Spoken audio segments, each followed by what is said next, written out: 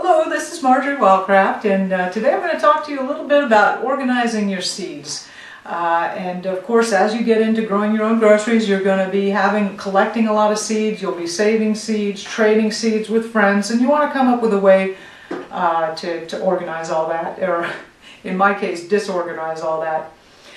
If you remember from our previous interviews that the 3 key tips to saving your seeds is: 1, you want to keep them cool, you want to keep them dark, and you want to keep them dry. And let's talk about the containers that'll help you do that. I've tried a lot of different things, everything from the mason jar to the coffee can, and you're going to laugh at what I finally came up with as the best solution is ammunition boxes. These are commercially available. These are plastic. I got them from a local sporting goods store. You can also pick up from military surplus these old ammo cans. This particular one is a .30 caliber can. The great thing about these things, they're waterproof, they're solid, they're stackable, they will last you all of your life, and if taken care of properly, you'll be able to give them to your children. Their children will be able to give them to your grandchildren. It's truly what seed saving is all about. So these are ammunition boxes currently running $10 to $15 a piece, depending on where you pick them up. I like the plastic ones. They're a little bit more lighter, but either way you want to go. Now, I generally tend to store my seeds. I have a preference to store them in paper, so envelopes and paper bags, generally how I store them. On occasion, if all I have is a Ziploc bag or something like that, I'll do that Ziploc bag and put a piece of tissue paper or a wipe or some dry cloth in there to help absorb the moisture. Now also, in addition to whatever bags I might have them in, I want to put a desiccant into the container that I'm storing in. Some people collect, you know, those little packets that you get with your vitamins or your medicine, those little packets of desiccant. Some people collect those and save those and use that. That's fine. I don't actually have, don't use medicines or vitamins very much, so I don't have much of those. What I use is cat litter. So I'll take a sock and a couple of cups of this cat litter, tie the sock off, and there you go. I take one of these and toss it into my seed kit, and that just is an extra protection to make sure that I'm keeping moisture out there and those seeds are good and dry.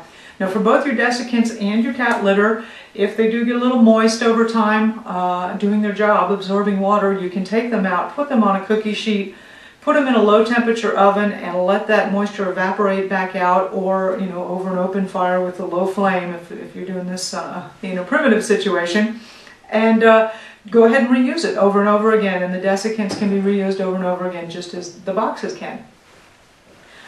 Talking about how I categorize my seeds, I generally put them in about 4 different categories. I categorize them by plants that are warm season plants. So these are my vegetables like the squashes and cucumbers, tomatoes, things that are generally going to be growing in the spring and the summer, you know, okra, those corn, those type of things. I also then have another category, another box full of my cool season plants, and these are going to be your lettuce, your broccoli, spinach, the things that are going to be kale, the things that are going to be able to withstand a freeze, and generally you're growing in the winter or fall seasons. I have another, and for those 2, by the way, which is what most people are starting out with, you really are only going to need like 1 box or maybe 2 boxes at the most to just help you sort it out. I tend to love collecting and swapping and sharing with people, so I've probably got 4 or 5 boxes just for those 2 categories.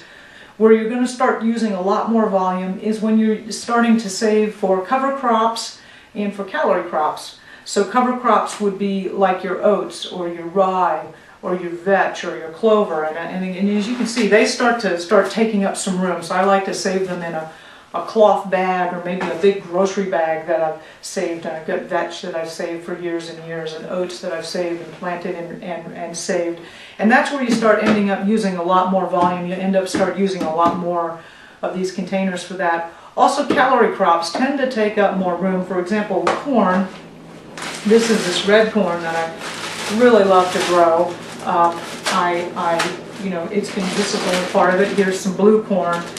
You're going to need a lot more space because generally you're growing a larger area for those, and you just physically need more seeds. Also, when I'm talking about seed saving, when I'm saving seeds, I usually like to save at least 2 to 3 times, sometimes 4 or 5 times what I'm going to need for my own needs, and partly because I'm going to be giving away and sharing, but partly just because I want some redundancy. You know, some years it's just hard to get a crop going, or you may lose something, and so you want to have that seed as a little seed bank. If you remember that most vegetable seeds are going to stay viable if you take real good care of them for about 4 or 5 years. You get a little bit of time there. Some of them obviously last a lot longer, and then some of them are a lot shorter. That 5-year guideline is just a rule of thumb.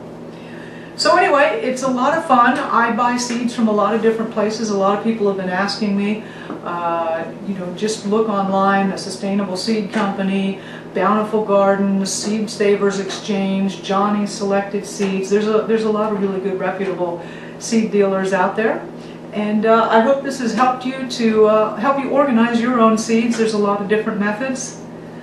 This is Marjorie Wildcraft, and I'll see you on another segment.